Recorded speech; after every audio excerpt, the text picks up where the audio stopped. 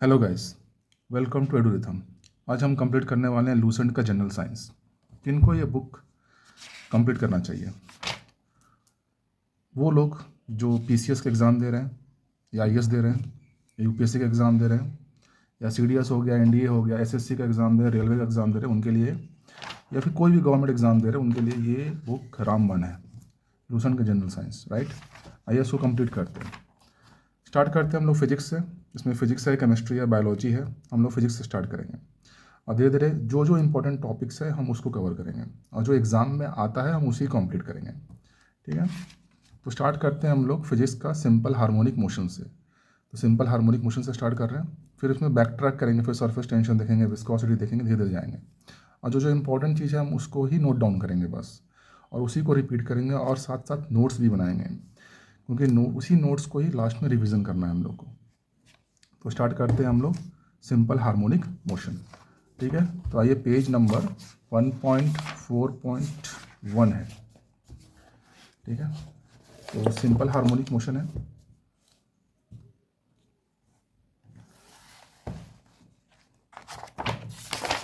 Notes ही बनाते चलेंगे साथ साथ। तो हेडिंग दे लीजिए simple harmonic motion. Simple harmonic motion. दो तरह के मोशन होता है सिंपल हार्मोनिक मोशन में। यहाँ पे है periodic motion and oscillatory motion. तो किसको कहते हैं periodic? A motion which repeats itself over and over again after a regular interval of time, इसी को बोलते हैं हम लोग पीरियोडिक, है ना। जो ऑब्वियसली कोई भी मोशन ना कर रहे हो आप, जैसे एक पेंडुलम ही ले लो, अब वो रिपीट होता है over and over of time. ठीक है, तो उसको हम लोग बोलते हैं पीरियोडिक, क्योंकि वो एक पीरियोडिक करता है, और उसमें जो टाइम इंटरवल लगता है हमको वो उसका होता है टाइम पीरियड। नेक्स्ट है ऑसिलेटरी मोशन। ऑसिलेटरी मोशन क्या होता है? A motion that repeats itself over and over again about its mean position such that it remains confined within two well defined limits. तो दो तरह के limit होगा, extreme limits होंगे, दो एक्सट्रीम लिमिट्स के बीच में ही इसका मोशन होगा, इसको बोलते हैं हम ऑसिलेटरी मोशन। अब यहाँ से इंपॉर्टेंट नोट है, एक oscillatory motion is always periodic but A periodic motion में नॉट बी ऑसिलेटरी। ये एग्जाम में आएगा, इस तरह के क्वेश्चन एग्जाम में आते हैं गवर्नमेंट एग्जाम में, कि ऑसिलेटरी मोशन हमेशा पीरियोडिक होता है, लेकिन पीरियोडिक मोशन ऑसिलेटरी हो भी सकता है, नहीं भी हो सकता है। तो इसको नोट कर लेंगे हम। तो इसको आपको नोट डाउन कर लेना है, पीरियोडिक मोशन लिखना है, पीरियोडिक मोशन के बाद उसका एक डेफिनेशन लिख लेना है आपको, कि motion with repeat itself over and over again after regular interval of time जिस periodic, and there is oscillatory motion. Oscillatory motion क्या होता है? कि मोशन जो रिपीट करता है over and over again about its mean position, एक mean position के अबाउट पे ये ओवर एंड ओवर क्या करता है? रिपीट करता है। तो दो आपका वेल डिफाइंड एक्सट्रीम पोजिशंस हो जाते हैं। ठीक है, दो वेल डिफाइंड एक्सट्रीम पोजीशन हो जाते हैं, उसी एक्सट्रीम पोजीशन के अंदर ही ये आपके क्या करेंगे? आपको ऑसिलेट होते रहेंगे। तो इसी को बोलते हैं ऑसिलेटरी मोशंस या वाइब्रेटरी मोशंस। ठीक है, इसी को हम लोग लिख सकते हैं वाइब्रेटरी मोशंस।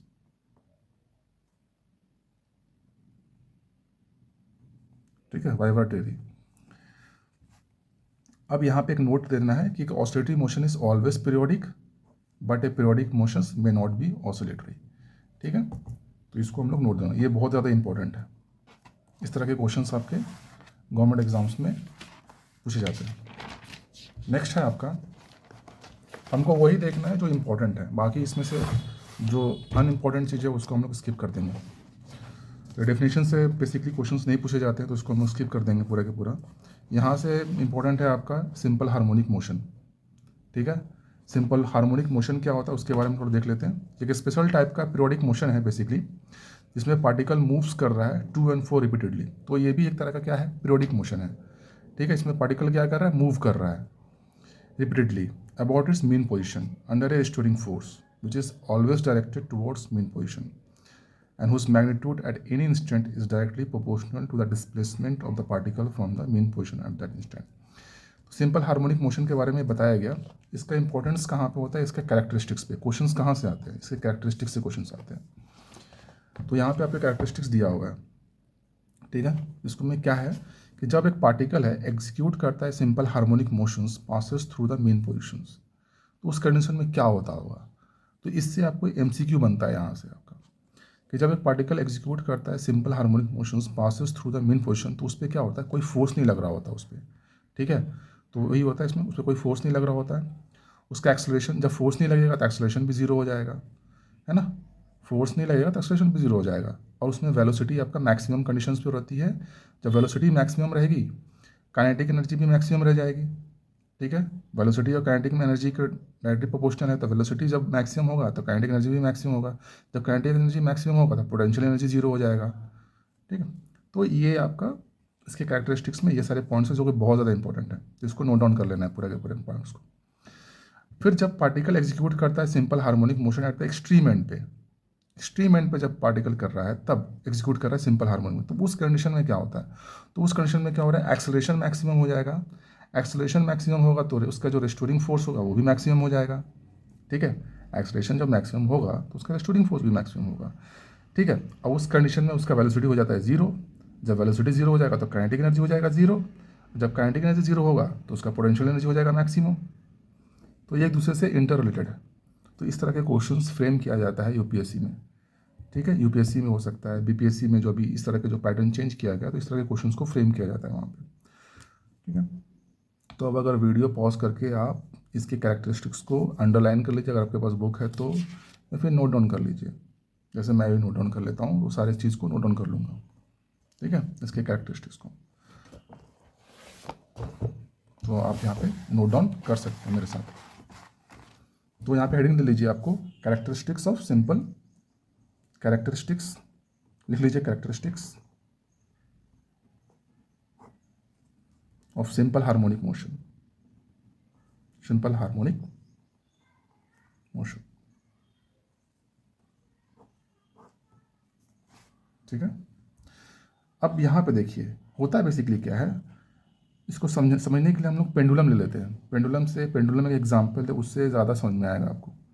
पेंडुलम क्या होगा यहाँ पे इसको बोलते हैं बॉब, ठीक है। कोई भी भारी वस्तु यहाँ पे लटका हुआ है यहाँ पे, अब ये मूव करेगा अपने पोजीशन से, तो ये मूव इधर करेगा, इस पोजीशन पे मूव करेगा इधर, या फिर इस पोजीशन पे मूव करेगा ऐसे, ठीक है। तो इसको मैं थोड़ा सा इस तरह से विजुलाइज कर लेते हैं। तो जब ये पोजीशन, ये जो पेन बॉब है, जो ये मूव करके मान लेते हैं हमारे राइट डायरेक्शन में आ गया, इधर राइट हो गया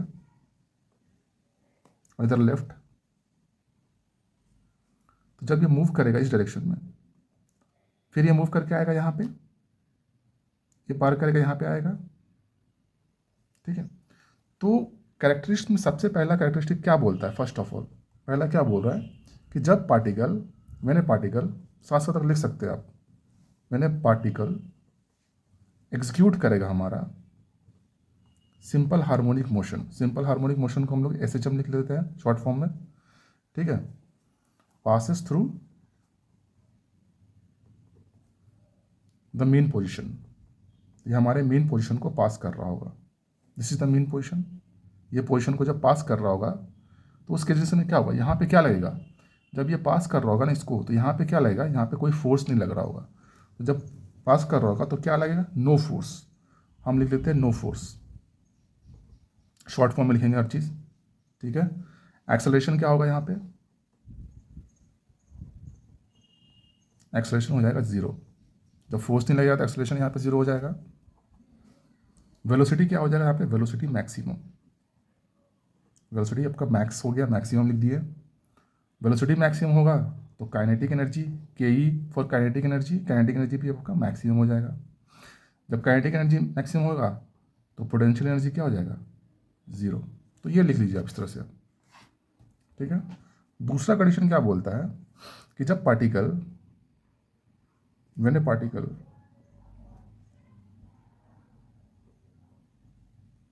ठीक है, स्पेलिंग मिस्टेक हो गया, व्हेन ए पार्टिकल एग्जीक्यूट कर रहा है आपका सिंपल हार्मोनिक मोशन, ठीक है, eight extreme and, extreme and पे, एक्सट्रीम एंड का मतलब this is the extreme and, this is the extreme and, ठीक है। तो इस एक्सट्रीम एंड पे जब सिंपल हार्मोनिक मोशन एग्जीक्यूट होगा तो यहाँ पे क्या लगेगा आपको, एक्सेलरेशन, एक्सेलरेशन यहाँ पे मैक्सिमम होता है, एक्सेलरेशन मैक्स होगा, मैक्सिमम होगा एक्सेलरेशन इस पॉइंट पे। रिस्टोरिंग फोर्स या फोर्स भी मैक्सिमम होगा। वेलोसिटी जीरो हो जाएगी, यानी जो जो आप इसको यहाँ पे किया था ना उसका सीधा उल्टा होने वाला है, यहाँ पे नहीं ऑपोजिट होने वाला है। वेलोसिटी जीरो हो जाएगा, वेलोसिटी जीरो हो जाएगा तो काइनेटिक एनर्जी क्या हो जाएगा, जीरो। काइनेटिक एनर्जी जब जीरो हो जाएगा तो क्या हो जाएगा, पोटेंशियल एनर्जी मैक्सिमम। ठीक है, तो इस केसेस में क्या होगा, यहाँ पे काइनेटिक एनर्जी जीरो हो जाता है। जब काइनेटिक एनर्जी जीरो हो जाता है यहाँ पे तो पोटेंशियल एनर्जी मैक्सिमम हो जाएगा। ठीक है, तो ये कैरेक्टरिस्टिक इस पे क्वेश्चंस बार बार पूछे जाते हैं इस पर्टिकुलर चीज़ से, तो इसको हमको देख के रखना है, ध्यान में रखना है। ठीक है, तो दो तरह की एनर्जी पे हमें देखें, एक होता है काइनेटिक एनर्जी, एक होता है पोटेंशियल एनर्जी। तो कोई अब पूछ सकता है इसमें काइनेटिक एनर्जी है ना मैक्सिमम किस केसेस में होगा, तो जब वो मेन पोजीशन पे रहेगा, यानी मेन पोजीशन को जब पार कर रहा होगा पार्टिकल, तब काइनेटिक एनर्जी मैक्सिमम होता है। ठीक है, और पोटेंशियल एनर्जी जीरो होता है। और जब एक्सट्रीम एंड पे होता है, एक्सट्रीम एंड पर जब सिंपल हार्मोनिक मोशन परफॉर्म किया जाता है तो उस केस में काइनेटिक एनर्जी जीरो हो जाता है और पोटेंशियल एनर्जी मैक्सिमम हो जाता है। ठीक है, नेक्स्ट है इसमें, बाकी इसमें से कोई इंपॉर्टेंट नहीं है, सिंपल पेंडुलम इंपॉर्टेंट है। तो सिंपल पेंडुलम, इस सिंपल पेंडुलम का ही हम उदाहरण लिए थे। तो simple pendulum is the most common example of bodies executing the simple harmonic motion. ठीक है, तो सेम है, यही है आपका सिंपल पेंडुलम का। इसमें एक इंपॉर्टेंट चीज़ आता है ना, इसका टाइम पीरियड निकालना। तो ये इंपॉर्टेंट रखिएगा, इसमें से क्वेश्चंस पूछे जा सकते हैं बार बार टाइम पीरियड से रिलेटेड। तो क्या कह रहा है, if the Bob of a simple pendulum is slightly displaced from its main position and released, it start oscillating in simple harmonic motion. Simple से बोल रहा है कि अगर एक बॉब है, इसी को हम लोग बॉब कहते हैं, उसको डिस्प्लेस कर दिया जाए यहाँ से, तो क्या करना करता है, ऑसिलेट करना चालू कर देता है। जब ऑसिलेट करने चालू कर देता है ना, किस फॉर्म में, किस मोशन में, सिंपल हार्मोनिक मोशन में, इस तरह से, इस तरह से। ठीक है, अब जो समय लग रहा है उसको एक कंप्लीट ऑसिलेशन होने में, यानी जो कंप्लीट ऑसिलेशन होने में एक जो समय लग रहा है, टोटल टाइम पीरियड का समय लग रहा है, ये होता है आपका, क्या होता है आपका, T इज इक्वल टू होता है 2π√L/g। L यहाँ पे क्या है, L है आपका लेंथ, ये जो पूरा लेंथ है आपका, ये लेंथ। ठीक है, ये पूरा लेंथ L हो गया, और एक्सेलरेशन ड्यू टू ग्रेविटी जो लग रहा है इस बॉब पे, ठीक है, नीचे की ओर। ठीक है, तो 2π√L/g होता है। तो हमको इसको ध्यान में रखना है क्योंकि इससे भी क्वेश्चंस पूछे जा सकते हैं। तो हम इसको नोट डाउन कर लेते हैं, टाइम पीरियड ऑफ ऑसिलेशन, इसको लिख लेते हैं नोट करके।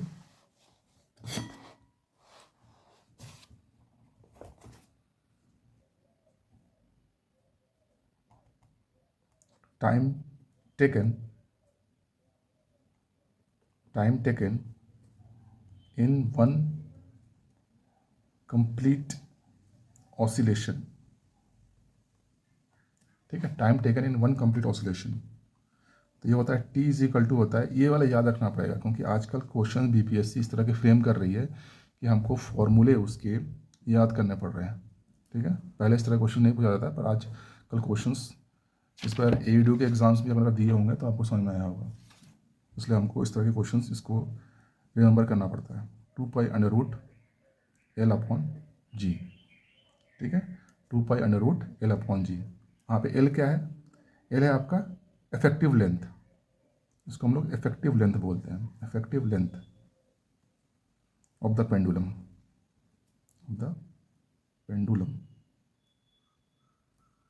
और G तो पता ही होगा आपको, acceleration due to gravity.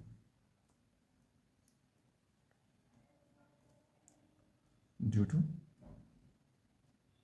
Gravity.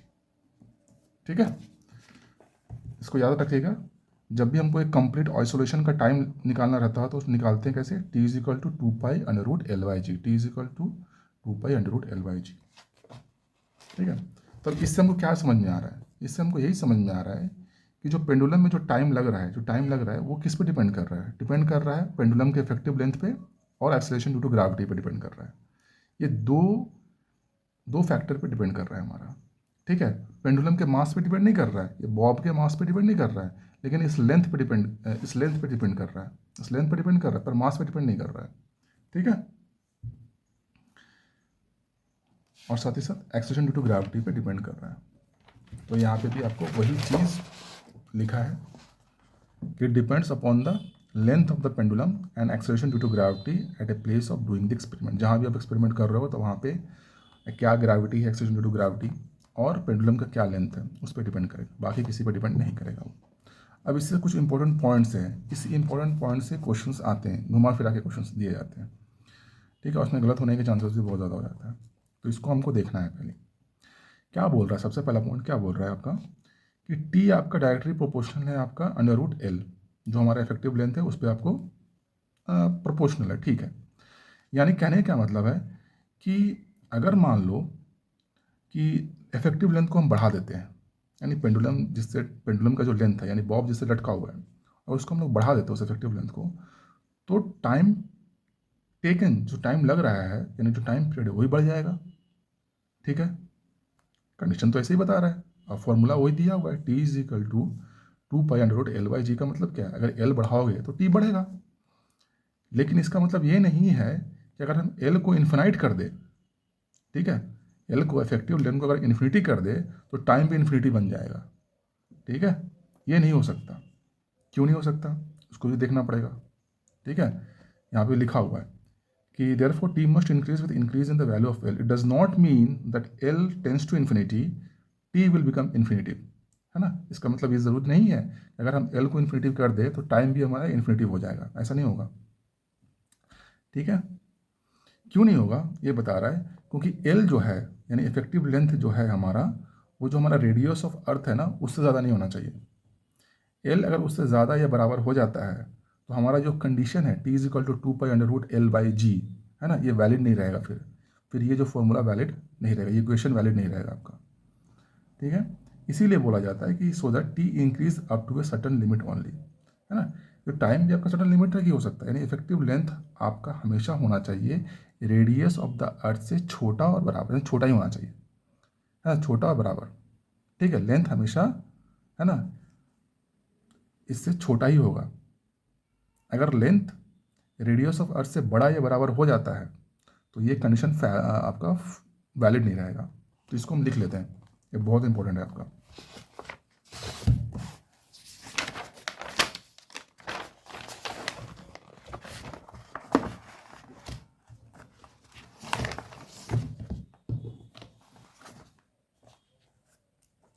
है ना, हेडिंग ले लीजिए इंपॉर्टेंट पॉइंट्स,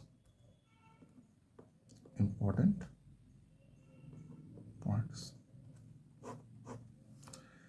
फॉर्मूला क्या था हमारा, फॉर्मूला को लिख लेते हैं पहली बात, T is equal to 2 pi under root L by g, ठीक है।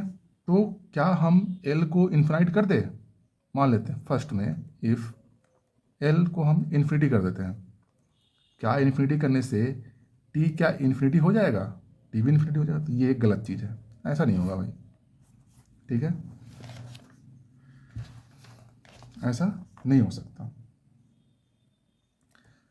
ऐसा अगर करोगे तो ये जो फॉर्मूला है वो वैलिड नहीं रहेगा, क्योंकि एल जो है, एल कभी भी ग्रेटर देन और equal to R, R basically होता है आपका, आर ऑफ यू लिखते हैं, रेडियस ऑफ अर्थ लिख देते हैं यहाँ पे, रेडियस ऑफ अर्थ। एल कभी भी रेडियस ऑफ अर्थ यानी अर्थ का जो रेडियस है उससे बड़ा या बराबर नहीं हो सकता, ठीक है, उससे बड़ा बराबर नहीं हो सकता कभी भी एल का लेंथ, तो ये कंडीशन हमारा फॉल्स हो जाता है। तो इससे क्वेश्चन आपके आ सकते हैं। दूसरा देख सकते हैं आपको, टी किस पे डिपेंड कर रहा है, एक्सेलरेशन ड्यू टू ग्रेविटी पर डिपेंड कर रहा है, राइट। यानी कि टी इंक्रीज होगा, जब टी इंक्रीज होगा इसका मतलब कहाँ हो रहा है, एक्सेलरेशन ड्यू टू ग्रेविटी घट रहा होगा तब तो, क्योंकि अंडर रूट में है और डिनोमिनेटर में है बेसिकली, ठीक है। तो यानी इन्वर्सली प्रोपोर्शनल इसको हम लोग बोलते हैं। तो यानी कि जहाँ जहाँ आपका ग्रेविटी यानी एक्सेलरेशन ड्यू टू ग्रेविटी कमेगा, हमारा टी क्या करेगा, बढ़ेगा, टी की इंक्रीमेंट होगी बेसिकली। तो ये कहाँ देखने को मिलता है इस तरह का चीज़, ये देखने को मिलेगा the value of acceleration due to gravity is less at hills और इनसाइड द माइंस। यानी अगर पहाड़ पे जाते हो यानी हिल्स चोटी पे, तो वहाँ पे क्या होता है आपको, एक्सेलेरेशन ड्यू टू ग्रेविटी कम जाता है। या फिर खदान यानी माइंस होते हैं, वहाँ भी जाओगे अंदर में तो वहाँ भी एक्सेलेरेशन ड्यू टू ग्रेविटी कम जाएगा। और जैसे ही एक्सेलेरेशन ड्यू टू ग्रेविटी कमेगा तो टी यानी टाइम टेकन बढ़ जाएगा हमारा। ठीक है, तो टाइम जो होता है, ऑसिलेशन का टाइम जो होता है पेंडुलम का, वो बढ़ने लग जाएगा। इसके कारण क्या होता है बेसिकली, इसके कारण ये होता है कि जो पेंडुलम का जो क्लॉक है ना वो स्लो हो जाता है। मतलब जो कहने का मतलब है, ये जो टाइम टेकन यहाँ पे कुछ समय लग रहा होगा इसको, ठीक है। तो जैसे ही इसका ग्रेविटी एक्सेलरेशन ड्यू टू जी पे डिपेंड करता है, तो जी कमेगा, जी कमेगा तो ये क्या हो जाएगा, स्लो हो जाएगा। स्लो हो जाएगा तो इसको ज़्यादा टाइम लगेगा इसको कवर करने में, ये प्रोसेस करने में, ठीक है। और एक्सेलरेशन ड्यू टू ग्रेविटी अगर बढ़ जाता तो क्या होता है, इसको जल्दी जल्दी करता, ये फास्ट होता, यानी कि जो घड़ी का या पेंडुलम है वो स्लो हो जाएगा। स्लो हो जाएगा तो टाइम टेकन ज़्यादा हो जाएगा। तो वही समझाने की कोशिश कर रहा है कि pendulum clock will be slow down due to that, है ना। ग्रेविटी कमा, पेंडुलम क्लॉक स्लो हो जाएगा। इसका मतलब है कि pendulum clock will losing the time at the hills और इनसाइड द मैस। समझ रहे हो, ज़्यादा टाइम लग रहा है का मतलब क्या है, आप टाइम लूज कर रहे हो। जितना टाइम लगना चाहिए था अब उससे ज़्यादा टाइम लग रहा है आपको, तो आप टाइम को लूज़ कर रहे हो। अगर आप किसी हिल्स में है वो, या हिल्स के ऊपर हो, या फिर माइंस के अंदर हो, तो ठीक है। तो यहाँ से भी आपको क्वेश्चंस बनेंगे, इसको भी नोट डाउन कर लीजिए, ठीक है।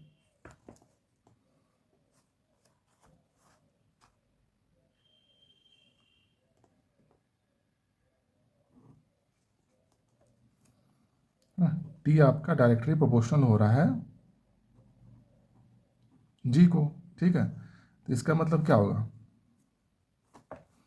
इसको मैं इसी लिख दे, टी जब बढ़ेगा, टी बढ़ेगा मतलब क्या हो रहा है, ग्राविटी घटेगा, यानी ग्राविटी घटा होगा तभी तो टी बढ़ा होगा, सिंपल।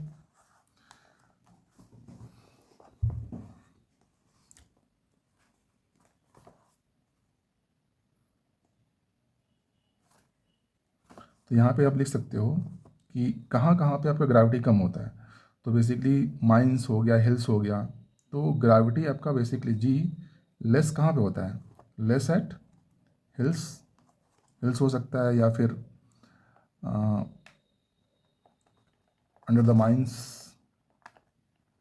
माइंस में हो सकता है। तो जहाँ पे होगा वहाँ पे ग्रेविटी घट जाएगा, और इस कारण क्या हो जाएगा हमारा, टी क्या हो जाएगा हमारा, टाइम बढ़ने लग जाएगा। एंड टाइम, इसको एरो आप दिए ऐसा नहीं, बढ़ने का मोर हो गया, ठीक है। जब ये हो जाएगा तो उस केस में क्या हो जाएगा, pendulum clock will be losing the time at hills, ठीक है। सो क्या हो जाएगा, सो जो क्लॉक है पेंडुलम क्लॉक, इसको लिख सकते हैं हम लोग अगर हमको लिखना भी है तो, पेंडुलम क्लॉक, ठीक है। पेंडुलम क्लॉक क्या करेगा आपका, स्लो हो जाएगा, slow, slow down, pendulum clock का धीरे हो जाएगा, ठीक है। धीरे होने का मतलब लूजिंग द टाइम, सीधा यहाँ पे लिख देते हैं ब्रैकेट करके, losing the time. Third condition देखते हैं यहाँ पे, if a bob of a simple pendulum is suspended by a wire then effective length of pendulum will increase with rise in temperature, ठीक है। क्योंकि जो बॉब है, जो पेंडुलम का जो बॉब होता है वो एक वायर के थ्रू सस्पेंड के नीचे लटका हुआ है बेसिकली, तो उस पर टेम्परेचर का बड़ा प्रभाव पड़ेगा, ठीक है। तो जब टेम्परेचर बढ़ेगा तो क्या होगा, टेम्परेचर बढ़ेगा तो उसका इफेक्टिव लेंथ भी बढ़ेगा, इफेक्टिव लेंथ बढ़ेगा तो क्या होगा, टाइम पीरियड भी बढ़ेगा, सिंपल सी बात है। Similarly length of the wire decreases due to cold, the time period of simple pendulum will decrease, simple सी बात है। अब यहीं पे हम लिख सकते हैं क्योंकि हमारा टी वैरी कर रहा है, टी डायरेक्टली प्रोपोर्शनल हो रहा है हमारा एल पे, ठीक है, अंडर रूट एल पे। तो यहाँ पे लिख सकते हैं अपन इन हॉट, इन हॉट या समर लिख सकते हो आप, समर डेज। इफेक्टिव लेंथ क्या होता है बेसिकली, जो एल क्या होता है, एल इंक्रीज करने लग जाता है समर में, एल इंक्रीज कर, जब एल इंक्रीज करेगा तो टी भी इंक्रीज करेगा, सिंपल सी बात है। इन कोल्ड में क्या होगा, ठंड में कोल्ड डेज या विंटर डेज में क्या होगा, कोल्ड या विंटर लिख लेते हैं। एल क्या करेगा, डिक्रीज करेगा, इफेक्टिव लेंथ कम जाएगी, हमारी इफेक्टिव लेंथ कम जाएगी तो टी भी कम जाएगा, सिंपल है। तो ये हमको याद रखना है, इससे मिला करके क्वेश्चंस आते हैं एग्जाम्स में। नेक्स्ट है कि bob of the pendulum is made to oscillate in a some fluid of density. ठीक है, अब मान लेते हैं कि जो बॉब को, यानी जो पेंडुलम का जो बॉब है उसको ऑसिलेट हम कराते हैं किसी फ्लूइड के अंदर। फ्लूइड का कुछ ना कुछ डेंसिटी तो होगा ही, मान लो पानी की कोई डेंसिटी है, हनी की कोई डेंसिटी है, पेट्रोल का कोई डेंसिटी है, कुछ ना कुछ डेंसिटी है। तो वहाँ पे क्या होगा, तो अगर फ्लूइड का डेंसिटी ऑब्वियसली कम होना चाहिए बॉब की डेंसिटी से, नहीं तो घूमेगा कैसे, वो ऑसिलेट कैसे करेगा, तो होना ही चाहिए, है ना। तो जो फ्लूइड का डेंसिटी लेस देन होगा बॉब का डेंसिटी, तो time period of simple pendulum get increased, तो टाइम पीरियड ऑब्वियसली बढ़ेगा, ये तो कॉमन सेंस की बात है आपका, है ना। इसमें देख लेते हैं अभी, इफ करके लिख लेते हैं Bob of pendulum, simple pendulum,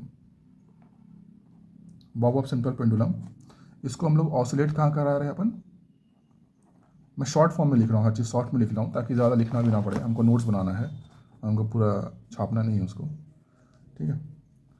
oscillate in some fluid, ठीक है, सम फ्लूइड है, फ्लूइड का डेंसिटी क्या है आपका, कुछ भी हो सकता है, लेकिन डेंसिटी को, ठीक है, लेकिन ये जो होना चाहिए बॉब का तो बॉब का डेंसिटी से कम होना चाहिए, तभी तो फ्लूइड, तभी तो वो ऑसिलेट करेगा। यानी कि जो डेंसिटी है, फ्लूइड का डेंसिटी को हम नॉट लिखे हैं, डेंसिटी का सूचक ये होता है, ये लेस होना चाहिए बॉब का डेंसिटी का, ठीक है। तो इस कंडीशन में क्या होगा, इस कंडीशन में टाइम पीरियड हमारा बढ़ेगा, ठीक है, टाइम पीरियड हमारा बढ़ेगा। नेक्स्ट क्या है आपका, the time period of a pendulum clock in a satellite और a lift falling freely under gravity, ठीक है। अब इस टाइम पीरियड का पेंडुलम क्लॉक को अब किसी सैटेलाइट में लेके चले जाएं, या फिर अगर कोई लिफ्ट गिर रहा है, फ्री फॉल हो रहा है लिफ्ट, तो अंडर द ग्रेविटी क्या होगा उसका, इनफाइनाइट होता है। इससे क्वेश्चंस आते हैं आपके, डायरेक्टली क्वेश्चन आते हैं आपके,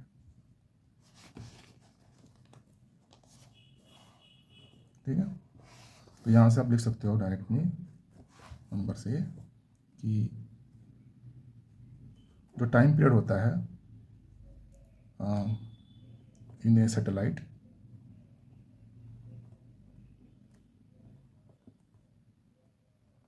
और लिफ्ट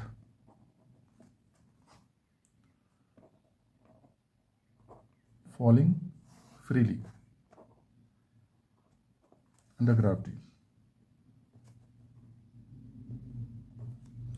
ये क्या होता है आपका, इनफिनाइट होता है,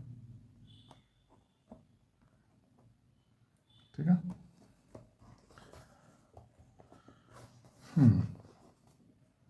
तो यहाँ तक पढ़ लिया, ये कुछ इंपॉर्टेंट पॉइंट्स था जिसको हम लोगों ने कवर कर लिया।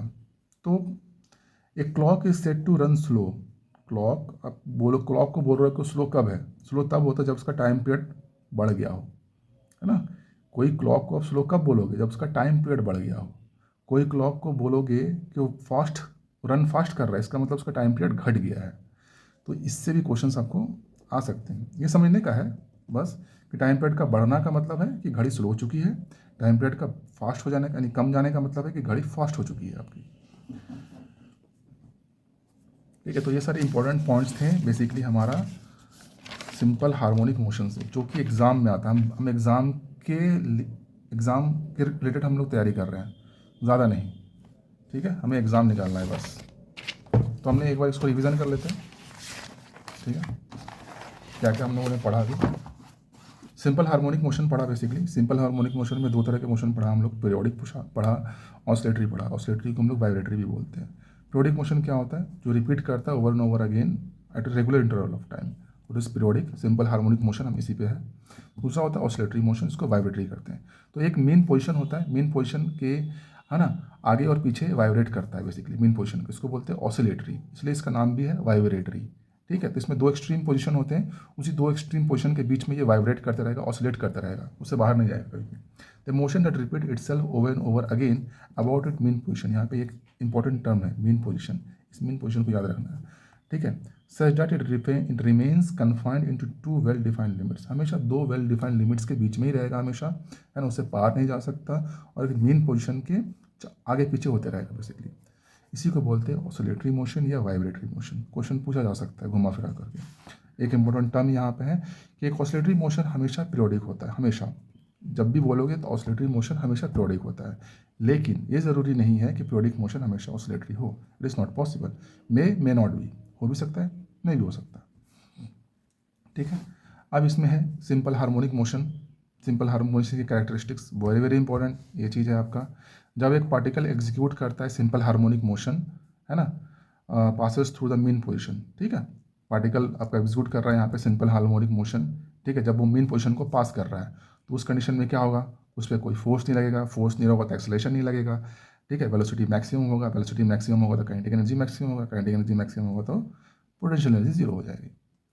अब ये एक्सट्रीम पोजीशन पे क्या होगा, अब पार्टिकल यहाँ पे अगर सिंपल हार्मोनिक मोशन एग्जीक्यूट करने लग जाए तो उस केसेस में क्या होगा, उस केसेस में एक्सेलरेशन यहाँ पे मैक्स हो जाएगा, एक्सेलरेशन मैक्स हो जाएगा तो रिस्टोरिंग फोर्स भी मैक्स हो जाएगा आपका।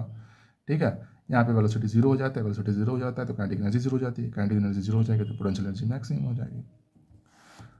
एक time taken in one complete oscillation. ठीक है, अगर हम पेंडुलम की बात करें, सिंपल पेंडुलम की बात करें तो उसका एक फॉर्मूला होता है, इक्वेशन होता है, T is equal to 2π√L/g। याद रखिए, बार बार मैं इसको रिपीट कर रहा हूँ क्योंकि ये क्वेश्चन में डायरेक्टली फ्रेम करके दे देगा, हो सकता है इस पर कुछ सवाल ही पूछ दे आपसे, है ना। उसका टाइम निकालिए, आपको लेंथ दे दिया होगा, ग्रेविटी तो पता ही होगा, ठीक है, या उसका ग्रेविटी भी दे दिया होगा क्वेश्चन में, और आपको टाइम कितना टाइम लगेगा ऑसिलेट करने में वो आपको निकालना पड़ सकता है।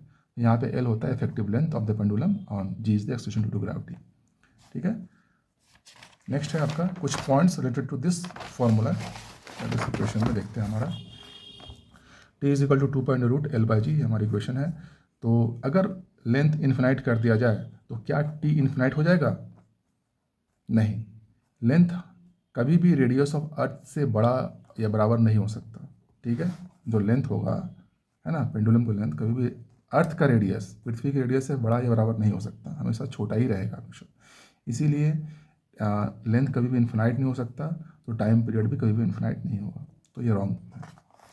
सेकंड है टाइम पीरियड, ऑब्वियसली टाइम हमारा ग्रेविटी के इन्वर्सली प्रोपोर्शनल टू ग्रेविटी है, यानी कि ग्रेविटी जहाँ जहाँ कमेगा टाइम पीरियड बढ़ेगा। तो इस कंडीशन में हम लोग देखते हैं कि हिल्स में हो गया या फिर माइंस में क्या होता है, ग्रेविटी कम जाती है, या कहीं भी जहाँ भी ग्रेविटी कम जा रही है वहाँ पर टाइम पीरियड बढ़ेगा ही ऑब्वियसली। तो टाइम पीरियड क्या होता है, इंक्रीज कर जा रहा है, इसलिए पेंडुलम क्लॉक क्या हो जा रहा है, स्लो हो जा रहा है। जब भी टाइम पीरियड बढ़ेगा यानी तब पेंडुलम स्लो हो जाता है, यानी क्लॉक हमारा स्लो हो जा रहा है, यानी हम लोग टाइम को लूज़ कर रहे हैं बेसिकली। टाइम हमारे लेंथ पे डिपेंड कर रहा है, हम डायरेक्टली प्रोपोर्शनल लेंथ, यानी हॉट या समर डेज में क्या हो सकता है क्योंकि पेंडुलम किसी वायर से लटका होता है तो उसके लेंथ में इंक्रीजमेंट हो सकता है, तो जब लेंथ में इंक्रीमेंट होगा तो ऑब्वियसली टाइम पीरियड बढ़ जाएगा। ठीक है, कोल्ड विंटर में क्या होता है, लेंथ डिक्रीज करने लगता है, इसलिए टाइम पीरियड भी हमारा घटने लगता है, इसलिए ठंड में घड़ी फास्ट हो जाती है ना।